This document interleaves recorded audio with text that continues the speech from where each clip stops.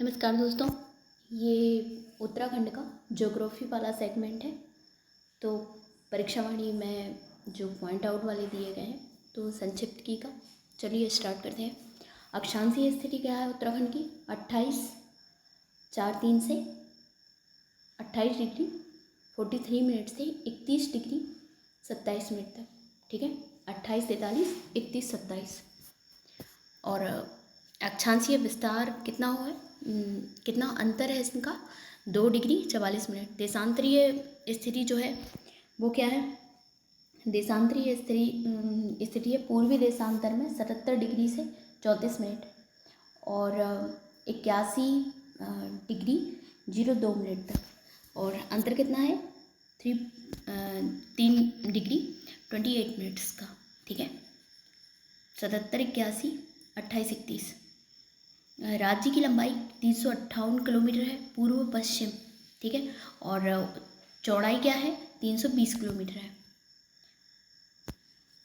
मतलब कितना ज़्यादा कहना है? 38 किलोमीटर ज़्यादा है पूर्वी पश्चिम में। राज्य में लगी अंतर्राष्ट्रीय सीमाओं की कुल लंबाई कितनी है? 625 किलोमीटर अंतर्राष्ट्रीय सीमाओं की। ठीक है, और राज्य में लगी चीन सीमा की लंबाई कितनी है? 350 किलोमीटर तक चीन सीमा लगी हुई है राज्य में। और नेपाल की सीमा कितनी है? 275 किलोमीटर। राज्य की देश में स्थिति क्या है? उत्तर पश्चिम में है राज्य की हिमालय में स्थिति क्या है? पश्चिम मध्य हिमालय में है। ठीक है, पश्चिम मध्य हिमालय में। राज्य का आकार क्या है? आयताकार है। और राज्य का क्षेत्रफल कितना है देश के अंतर्गत प्रतिशत में भी? तो 53,483 वर्ग किलोमीटर इसका क्षेत्रफल है। और पूरे इंडिया का कितना है? 1.69%। देश के सभी 36 राज्यों में क्षेत्रफल की दृष्टि उत्तराखंड का स्थान राजस्थान, मध्य प्रदेश, महाराष्ट्र, उत्तर प्रदेश, गुजरात, कर्नाटक, आंध्र प्रदेश मतलब 20वां स्थान है। ठीक है, देश के केवल 28 स्वशासित राज्यों में क्षेत्रफल की दृष्टि से उत्तराखंड का स्थान है 18वां। ठीक है, और ये जो 20वां स्थान था ना, ये संघ शासित प्रदेश को लेके था। ठीक है, देश के सभी 36 राज्यों में से 16 जो राज्य हैं उनका उत्तराखंड से कम है क्षेत्रफल।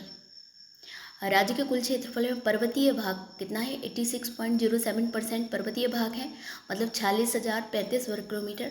राज्य के कुल क्षेत्रफल में मैदानी भाग जो है वो 13.93% है, मतलब 7,448 वर्ग किलोमीटर जो है वो केवल मैदानी भाग में। मैदानी भाग में भी यही ऊधम सिंह नगर वगैरह, हरिद्वार, इसका कुछ पार्ट आ जाता है। ठीक है, राज्य के कुल क्षेत्रफल में गढ़वाल और कुमाऊं मंडल के भाग क्रमशः कितने हैं? गढ़वाल का भाग जो है वो 60.67% है और जो कुमाऊं का भाग है वो 39.33% है।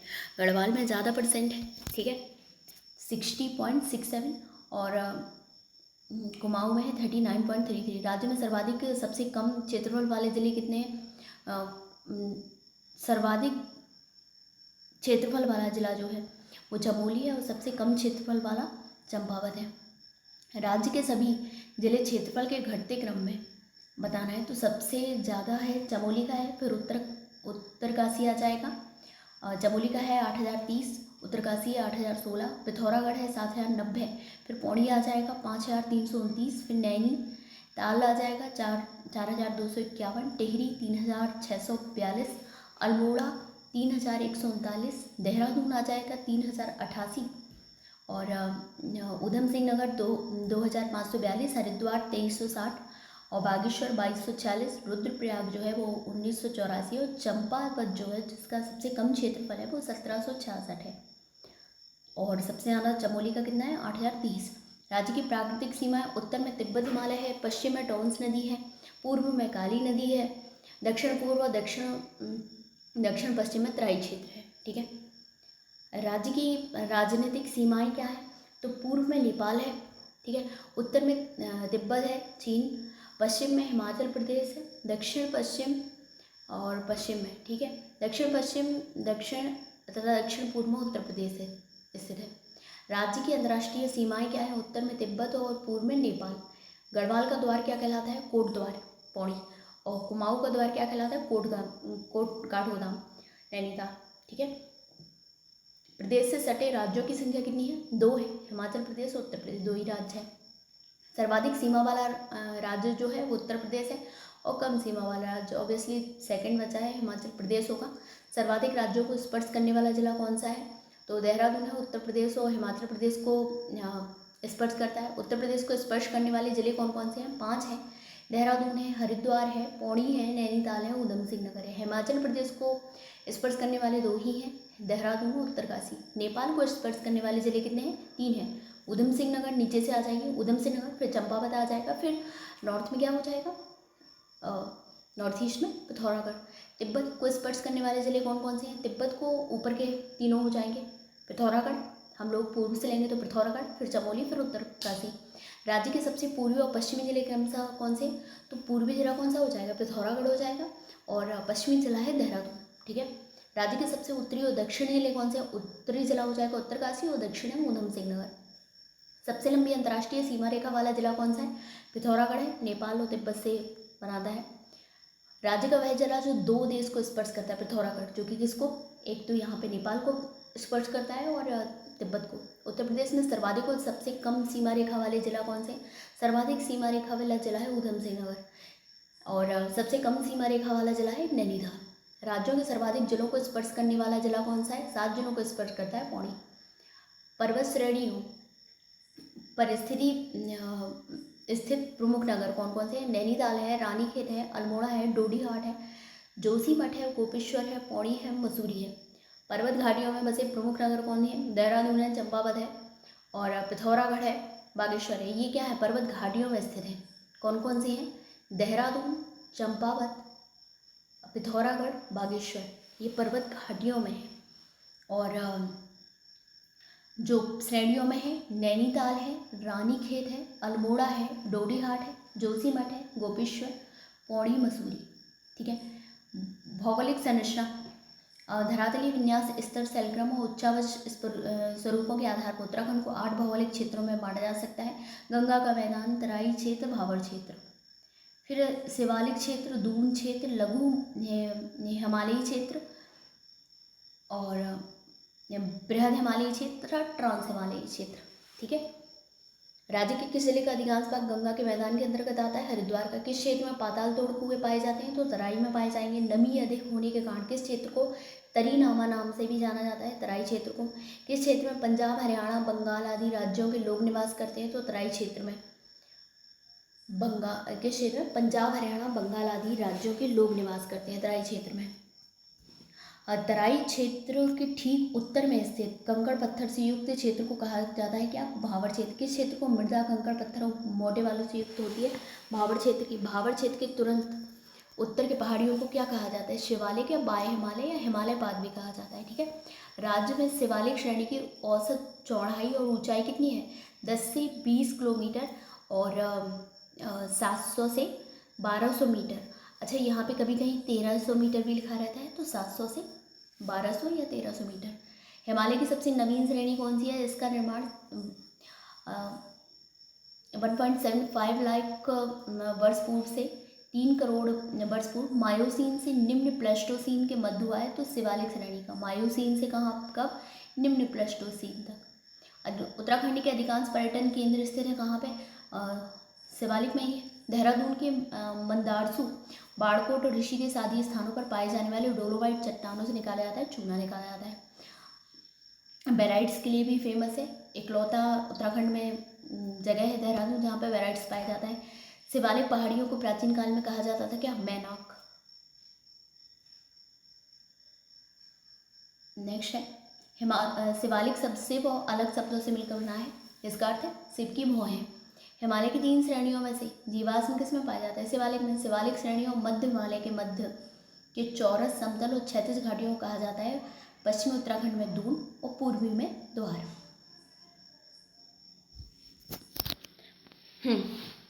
ठीक है। राज्य में शिवालिक और मध्य हिमालय के बीच की चौरस घाटियों को प्रायः कहते हैं दून या द्वार। राज्य के कुछ भागों में घाटियों की समतल भूमि को क्या कहा जाता है? सैंड, जैसे गैरसैंण। राज्य के कुल भागों में घाटियों की समतल भूमि को देहरादून, कोठरी और चौखंबा, पौड़ी, व पतली व कोटा नैनीताल दूनिया द्वार है ये, ठीक है। राज्य का सबसे बड़ा प्रसिद्ध दूनिया द्वार कौन सा है? जो 17 किलोमीटर लंबा हुआ 24 से 32 किलोमीटर चौड़ा है, तो देहरादून है। राज्य में मध्य हिमालय कितना चौड़ा व ऊंचा है? तो देखो शिवालिक का कितना था, 700 से 1200 या 1300, और मध्य हिमालय है 1200 से 4500, ठीक है, 70 से या 100 किलोमीटर, ठीक है। मसूरी पहाड़ी किस श्रेणी में स्थित है? तो मसूरी पहाड़ी मध्य हिमालय श्रेणी में है, पहाड़ों की रानी कहा जाता है इसे। और किस श्रेणी के पर्वत प्री कैम्बियन और पैलजोइक चट्टानों से मिलकर बने हैं? तो मध्य हिमालय श्रेणी के स्लेट, चूना पत्थर, सैल, क्वार्ट्ज, नीस, ग्रेनाइट, ये सब पाए जाते हैं इसमें, ठीक है। कुमाऊं क्षेत्र के अधिकांश ताल किस पर्वत श्रेणी के दक्षिण ढाल पर स्थित हैं? तो मध्य हिमालय श्रेणी के। प्राचीन ग्रंथों में बृहद हिमालय को कहा जाता है हिमाद्री कहा जाता है, बर्फ का घर, ठीक है।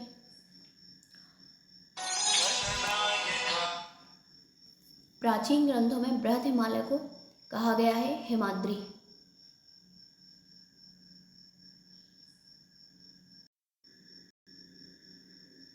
शीतोष्ण कटिबंधीय सदाबहार प्रकार के पर्णधारी वन पाए जाते हैं इस श्रेणी में, ठीक है। लघु या मध्य हिमालय के अंतर्गत चमोली व पौड़ी जिलों में फैले दूधातोली श्रृंखला को कहा जाता है यूके का पामीर, ठीक है।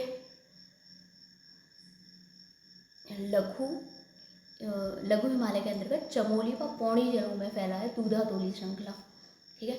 और इसको कहते हैं उत्तराखंड का पामीर। 40% चमोली में है और 60% कहाँ पे है? पौड़ी में है। पश्चिमी रामगंगा, अटागाड़, पश्चिमी व पूर्वी नयार तथा बूनो आदि 5 नदियाँ निकलती हैं दूधातोली श्रृंखला से, ठीक है। रामगंगा, अटागाड़, पश्चिमी और पूर्वी नयार, बूनो आदि 5 नदियाँ, ठीक है। कौन कौन सी निकलती है? पश्चिमी गंगा भी दूधातोली से निकलती है, अटागाड़ भी निकलती है, और पश्चिमी व पूर्वी नयार बूनो गैरसैंण स्थित है, दूधातोली श्रृंखला के पास में है। राज्य के अधिकांश ऊंची पर्वत चोटियाँ स्थित हैं बृहद एवं उच्च हिमालयी क्षेत्र में। राज्य के प्रमुख पर्वत शिखर हैं नंदा देवी कामेट, नंदा देवी पूर्वी, बद्रीनाथ, माणा, चौखंबा, त्रिशूल, दूनागिरी, केदारनाथ, मलारी आदि, ठीक है। सबसे ऊंची चोटी कौन सी है? नंदा देवी है। वैसे ये उसी में लिखा है, सीक्वेंस में ही लिखा है कि नंदा देवी सबसे ऊंची है, फिर कामेट है, फिर नंदा देवी पूर्वी है, फिर बद्रीनाथ है, माणा, फिर चौखंबा, फिर त्रिशूल, ठीक है।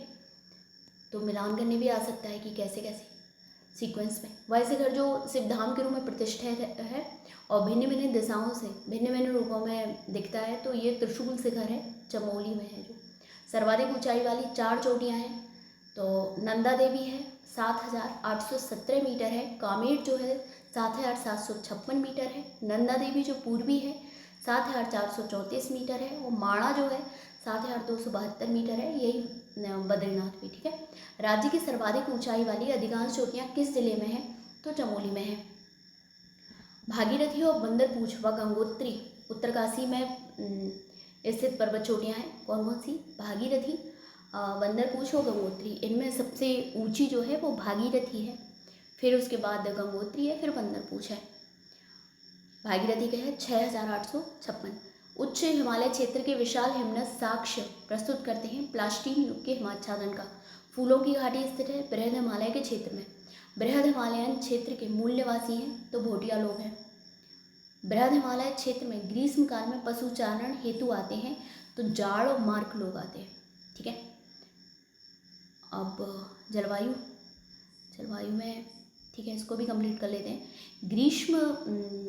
ग्रीष्म ऋतु को उत्तराखंड में कहते हैं रूढ़ी या खरसाऊ, ठीक है। क्या बोलते हैं? रूढ़ी या खरसाऊ। उत्तराखंड में कहते हैं ग्रीष्म ऋतु। ग्रीष्म ऋतु में सामान्यतः यहाँ पाई जाती है उष्णकटिबंधीय दशाएं। ग्रीष्म काल में तीनों हिमालयों में से सर्वाधिक और सबसे कम तापमान किन क्षेत्रों में रहता है? तो शिवालिक व जो ग्रेट हिमालय है, महान हिमालय, उसमें। वर्षा ऋतु में सर्वाधिक वर्षा किस हिमालय क्षेत्र में होती है? सर्वाधिक वर्षा कहाँ होती है? तो बाह्य शिवालिक हिमालय में 200 सेंटीमीटर से अधिक होती है। शिवालिक हिमालय का वो कौन सा स्थान है जहाँ वर्षा ऋतु में सामान्यतः सर्वाधिक वर्षा होती है? तो नरेंद्र नगर टिहरी में, 318 सेंटीमीटर की। वर्षा ऋतु में सबसे कम वर्षा कहाँ होती है? बृहद हिमालय के ऊपरी भागों में 40 से 80 सेंटीमीटर। राज्य में सर्वाधिक शीतकालीन वर्षा होती है पौड़ी, टिहरी, अल्मोड़ा, देहरादून। पौड़ी में, टिहरी में, अल्मोड़ा में, देहरादून में। राज्य में औसत वार्षिक वर्षा 150 से 200 सेंटीमीटर तक होती है। राज्य में दक्षिण से उत्तर बढ़ने पर वर्षा की मात्रा क्या होती है? घटेगी, ऊंचाई बढ़ रही है। राज्य में अधिकतम ऊर्जा तो 2013 में ये थी देहरादून में 3265.2 मिलीमीटर। सर्वाधिक तापमान वाला क्षेत्र कौन सा है? बाह्य हिमालय के दक्षिण ढाल में तराई तक का क्षेत्र। राज्य में अधिकतम तापमान कहाँ मेजर किया गया? तो पंतनगर में 41.0 डिग्री सेंटीग्रेड। सबसे कम तापमान वाला क्षेत्र बृहद हिमालय का ऊपरी क्षेत्र। राज्य में न्यूनतम तापमान कहाँ पाया जाता है? तो मुक्तेश्वर में -1.2 डिग्री सेंटीग्रेड। राज्य का सबसे ठंडा महीना जनवरी होता है। प्राय दिसंबर जनवरी में विंटर लाइन नामक प्राकृतिक घटना तो ये मसूरी में होती है। मसूरी के अलावा विंटर लाइन प्राकृतिक घटना जो होती है वो स्विट्जरलैंड में होती है। जब कहीं सूर्यास्त के समय 15 से 20 मिनट तक सूर्य की लालिमा लंबी रेखा, क्षैतिज रेखा की भांति दिखे तो उस दृश्य को क्या बोलते हैं? विंटर लाइन बोलते हैं। ठीक है, तो इसको यहीं ख़त्म करते हैं। बाकी दर्रे, गिरद्वार, धुरा ये सब नेक्स्ट वीडियो में करेंगे। ठीक है।